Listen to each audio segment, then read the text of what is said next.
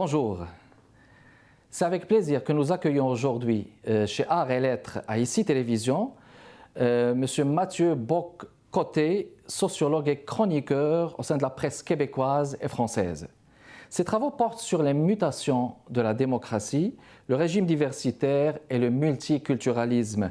Il a publié aux éditions du CERF Le multiculturalisme comme religion politique en 2016 et L'Empire du politiquement correct, essai sur la respectabilité politico-médiatique en 2019. La révolution racialiste et autres virus idéologiques est son dernier livre publié en 2021 chez les éditions de la Cité en France. Ici Kamal Benkiran, bienvenue chez Arts et Lettres. Je vous souhaite la bienvenue parmi nous, Monsieur Bock-Côté. Bonjour. Alors, merci d'être là. La révolution racialiste et autres virus idéologiques, votre toute récente parution. À quel point pensez-vous que justement on parle d'une révolution et comment faudrait-il justement comprendre et assimiler ce terme racialiste? Comment il faudrait le comprendre justement au sein de notre société, la société québécoise? Alors, c'est la question la plus fondamentale, vous avez tout à fait raison. Alors, qu'est-ce que le racialisme tel que je le définis? C'est un antiracisme qui devient une caricature de ce qu'il prétend combattre.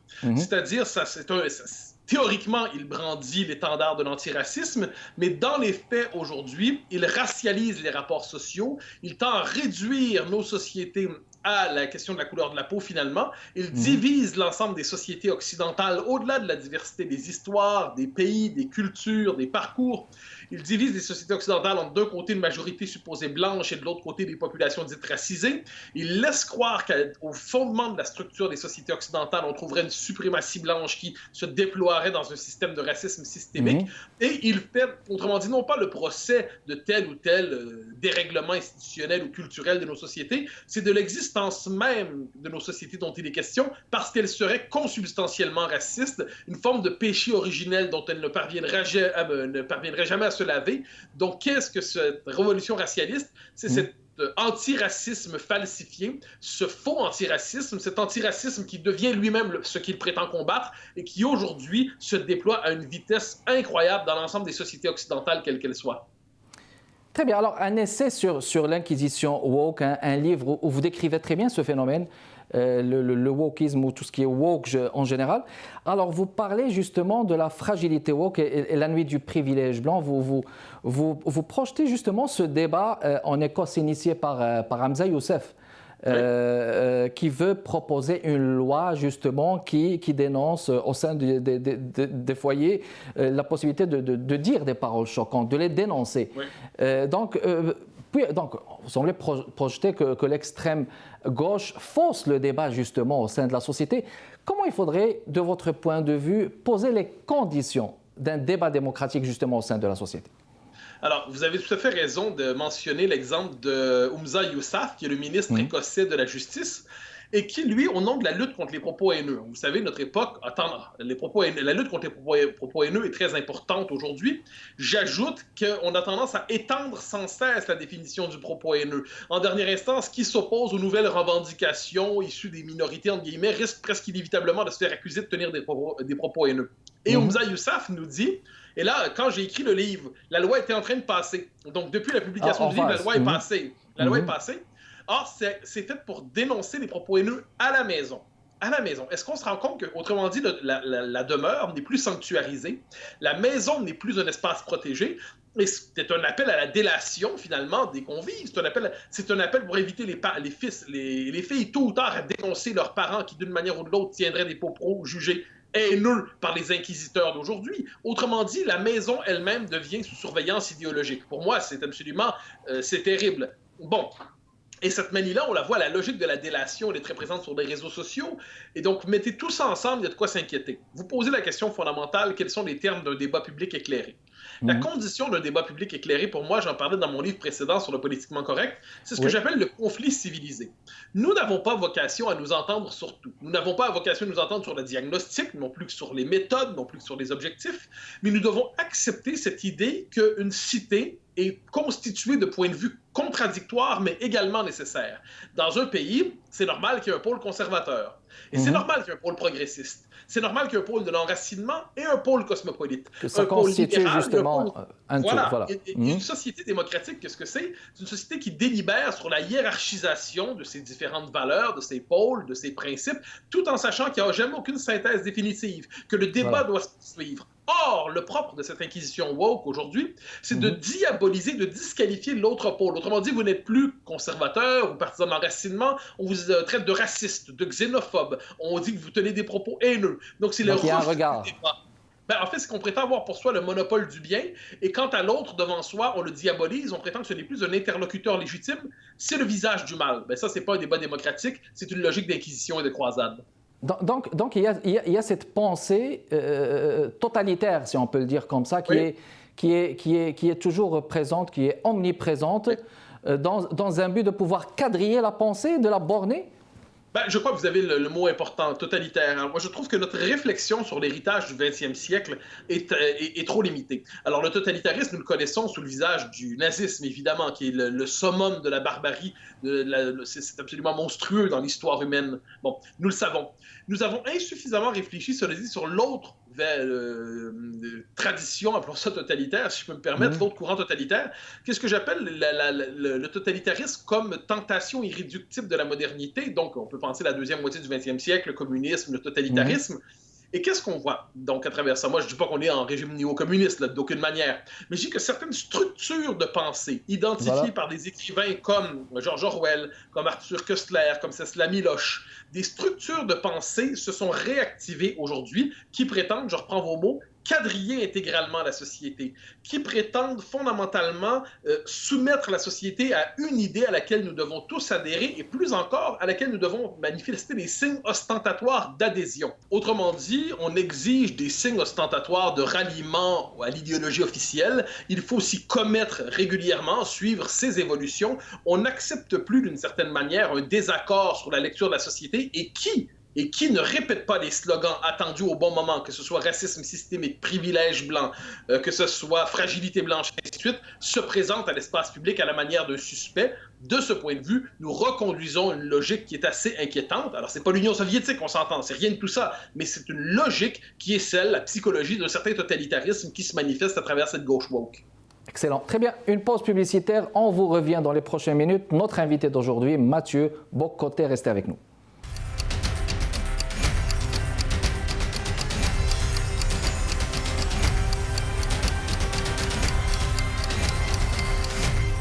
On est de retour avec vous, mesdames et messieurs, toujours dans le cadre de Arts et Lettres, la révolution racialiste et autres virus idéologiques de Mathieu Bock-Côté. Monsieur Bock-Côté, bon, maintenant on va parler, n'est-ce pas, de racisme systémique. Vous consacrez aussi un chapitre dans ce livre, justement. Il y a cette définition de racisme de Robin d'Angelo. C'est comme ça qu'il la voit. Il dit « Le défi ultime qu'il nous faut relever, c'est l'examen de notre définition du racisme dans l'espace public. » Alors, cette possibilité de le revoir, mais dans un premier temps, convenons que le racisme, c'est juste cette possibilité de rejeter ceux qui sont différents. Alors, on peut peut-être dans un premier temps retenir ça, mais juste au niveau du racisme systémique, pourquoi est-ce qu'il faudrait contester ou délégitimer ceux et celles qui croient que le racisme systémique existe justement au sein de la société? Parce que ça m'apparaît un concept tout simplement inexact. Alors, que nous dit le concept de racisme systémique? Il nous dit qu'une norme à prétention universelle, eh bien, dans la mesure où elle produit des effets différenciés sur différents segments de la population, identifiés par la sociologie diversitaire, une sociologie assez militante, eh bien, il faut penser ces effets de différenciation statistique comme des manifestations d'inégalité raciale qui seraient le signe d'un racisme systémique. La théorie du racisme systémique nous dit personne dans notre société serait raciste, que la société serait raciste néanmoins à travers sa structure et son organisation en tant que telle. Donc, ça fait en sorte que le racisme n'est plus pensé comme une doctrine, comme un comportement. Nous le savons, le racisme est fondamentalement odieux, mais on utilise la référence au racisme, et nous savons à quel point c'est odieux le racisme, pour la plaquer sur des réalités qui, d'une certaine manière, c'est une espèce qui en viennent à présenter nos sociétés comme d'immenses systèmes concentrationnaires, ne disant pas leur nom. Je vous donne 3 exemples. Au nom de la théorie du racisme systémique, le Conseil interculturel de Montréal nous explique que la loi 101 au Québec doit être assouplie parce que le statut accordé aux Français, ça serait une forme de racisme systémique envers les nouveaux arrivants. La loi 21, la loi sur la laïcité de l'État au Québec, est présentée comme une loi relevant du racisme systémique. À l'Université d'Ottawa, on nous explique que quand une professeure, Vérouchka Lieutenant-Duval, a dit dans le cadre d'un cours, le fameux N-word dont on parle aujourd'hui, même dans un contexte pédagogique, un contexte académique, un contexte universitaire, sans intention de blesser, le fait que certaines minorités aient vécu cela comme une micro-agression, ça en fait un acte de racisme systémique. Et dernier exemple, parce que vous savez jusqu'où ça va, l'Université de Princeton aux États-Unis, son département d'études classiques, a décidé de bannir, tout récemment, il y a quelques jours, la maîtrise obligatoire du latin ou du grec. Pourquoi? Au nom de la lutte contre le racisme systémique. Alors, on est devant un concept qui, aujourd'hui, la prétention raciste systémique, c'est un concept qui est tout simplement mal pensé. C'est un concept qui est inapplicable. C'est un concept idéologique et non pas un concept sociologique. Mais n'est-ce pas, M. Bock-Côté, c'est parce qu'il faudrait aussi établir le fait qu'on parle de profilage par l'âge, par le sexe, par l'identité. Donc, c'est systémique, c'est affilié justement à la société et quelque chose là qui est vraiment évident. Je pense qu'il faut dire aussi ce terme parce que le profilage, il est là, il existe. C'est une évidence générée par un système de société. Ben alors là, c'est à ce moment-là que le mot en lui-même nous embrouille, Parce que la notion de racisme systémique, comme je vous ai dit, pour l'instant, pour ses promoteurs, pas pour moi, je refuse cette notion-là, mais pour ses promoteurs, c'est un concept qui permet tout à la fois de faire le procès de certaines dérives, par exemple, dans la culture policière, donc qui méritent qu'on les examine. Effectivement, s'il y a des dérives dans la culture policière, il faut y aller, il y a des pommes pourries en tout domaine. Et au même moment qui permet la critique de la loi 101. Ouais. Alors, vous comprenez que quand on est dans cette logique-là, ce même concept permet, et puis apparemment, il faudrait aussi, au nom du racisme systémique, ça se peut pas, c'était il y a quelques jours, faire le procès du guide alimentaire canadien. Alors là, on va nous dire, c'est amusant. Donc là, moi, quand on nous dit, par exemple, le Canada s'est diversifié, le Québec s'est diversifié, la population se transforme, donc il faut adapter le guide alimentaire pour tenir compte de la diversité des gens, de leurs traditions culinaires.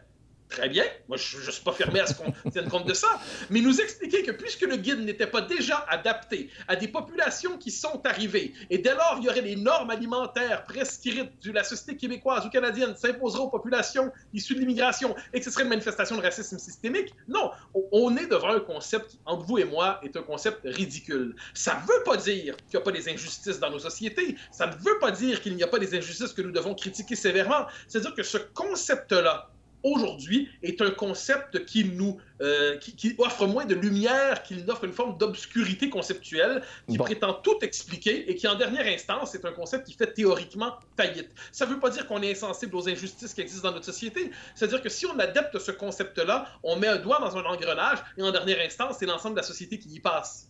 Mais là, de l'autre bord, il y a la discrimination positive. Hein. Vous dites que ce concept s'est imposé comme technique d'ingénierie au sein des sociétés occidentales. Voulez-vous argumenter plus, justement? Oui, ben sur la discrimination positive, c'est que moi, je suis en la matière, je ne suis pas très original, hein, je suis un vieux libéral ou un vieux républicain, à la française, ou un vieux libéral au sens classique du terme. De mon point de vue, dans nos sociétés, nous devons considérer la valeur de l'individu, quel qu'il soit noir, arabe, blanc, asiatique, ces catégories-là. Vous savez, moi, j'aime souvent dire, et c'est une formule à laquelle je tiens, je ne peux pas être noir. C'est comme ça, c'est bon. Et un noir ne peut pas être blanc. Mais tous les deux, on peut être québécois. Tous les deux, on peut être français. C'est ce que j'allais vous dire. On peut être québécois, même si on vient d'ailleurs, là, on l'adopte. Mais évidemment, et c'est ce qu'il y a de beau, je pense, dans la culture et la nation. Qu'est-ce que c'est la culture et la nation? C'est que ça permet à des gens qui ont des origines distinctes de participer à une aventure partagée. Ça, c'est fondamental. Si ensuite on se met à segmenter la population selon des critères raciaux, nous créons une société qui peinera de plus en plus à fonctionner. Je vais vous donner un exemple qui nous vient d'Hamilton, en Ontario. Tout récemment, dans la question de la COVID, on s'est dit dans certains quartiers, bon, l'épidémie est plus forte, donc il faut accélérer la vaccination dans ce quartier. Ben, moi, j'ai pas de problème avec ça. Si vous m'expliquez que dans le quartier X ou le quartier Y, il faut accélérer la vaccination, j'ai pas de problème. Vous me direz le code postal, là, vaccin plus rapide. J'ai pas de souci. Mais quand Hamilton nous dit qu'on va prioriser les personnes racisées au moment de donner le vaccin, Là, je dis, là, on bascule dans un monde parallèle. Moi, les gens qui habitent dans le virus, ils ne discriminent pas. Hein? Le virus, il frappe tout le monde. Bon. Alors, si vous me dites que les gens de ce quartier sont plus sensibles, on va le donner à tous ceux qui habitent le quartier, qu'ils soient blancs, jaunes, noirs, mauves, avec des petits points verts, on s'en fout. Mais la question, c'est qu'on va le donner selon des critères rationnels. Si on doit désormais sélectionner selon le mode de la couleur de la peau, ça crée une société avec des antagonismes de plus en plus vifs. Ça crée une société où les gens vont se définir d'abord par la couleur de leur peau. Mais peut-être il y avait le cas de Montréal-Nord, M. Bock-Côté, où il y avait une population ciblée qui avait représenté quand même un grand taux de population touchée justement par cette pandémie. Encore une pause, on relance le débat avec notre invité d'aujourd'hui, Mathieu Bock-Côté. Mesdames et messieurs, restez avec nous.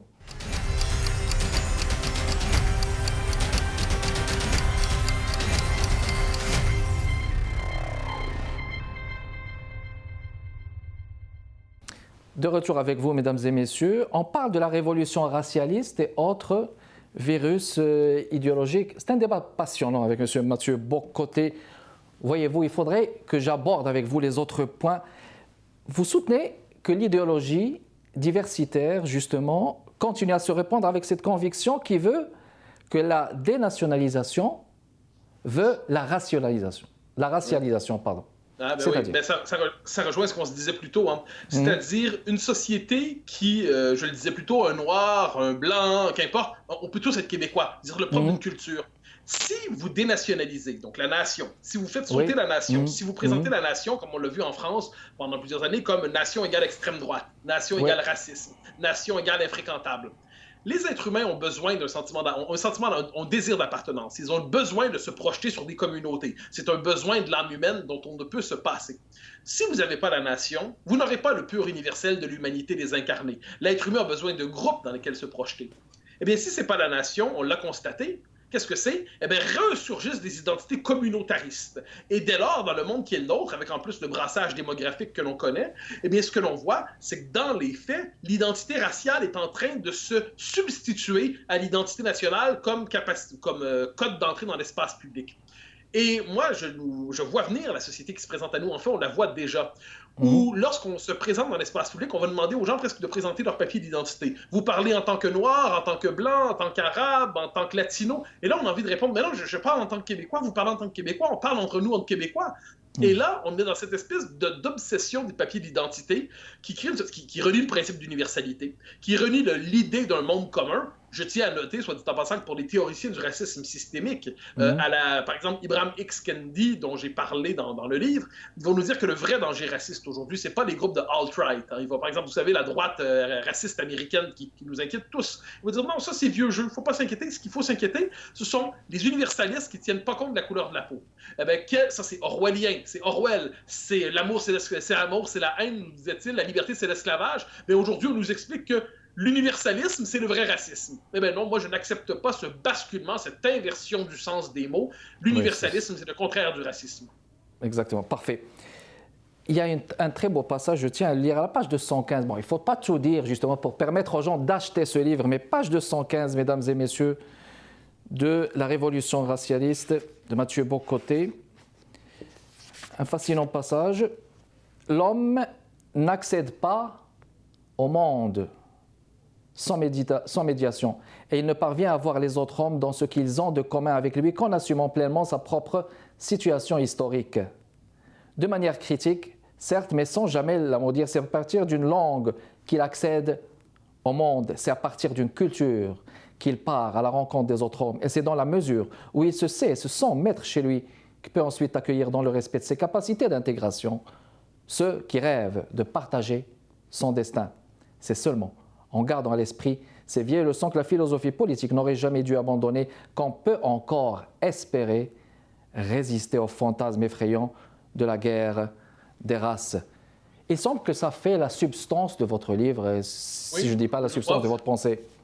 Ah, vous avez choisi un passage qui représente très bien à la fois ce qui m'inquiète et ce qui m'anime.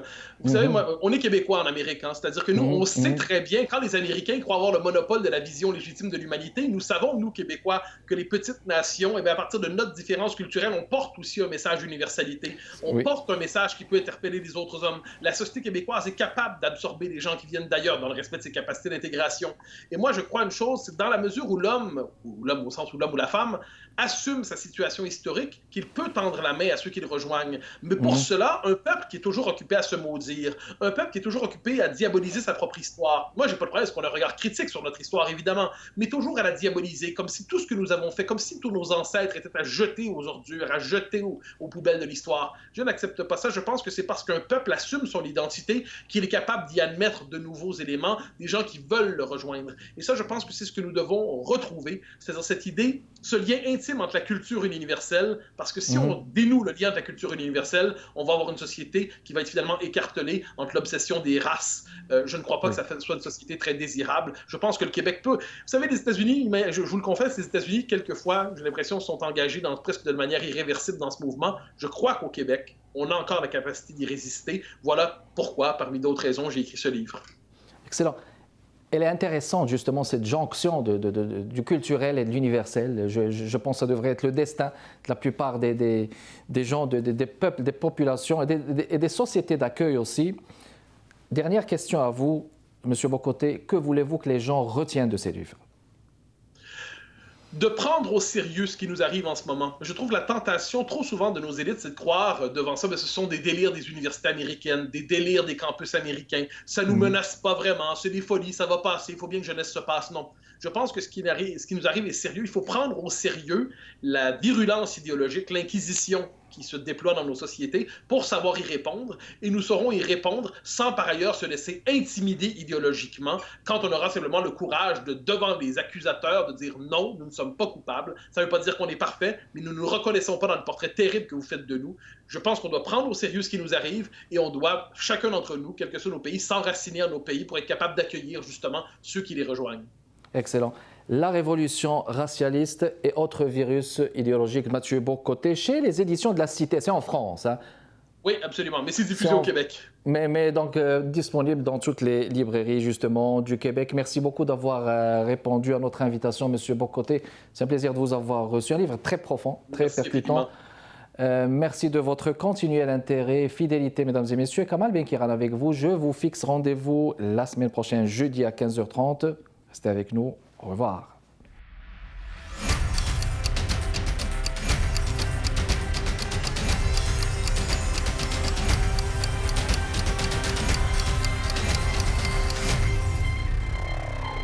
Monsieur Gagnon, je vous souhaite la bienvenue parmi nous. Bonjour, c'est un plaisir d'être là. Merci d'être avec nous. Les Vieux Chums, c'est votre tout dernier, maintenant dans la plupart des salles de cinéma.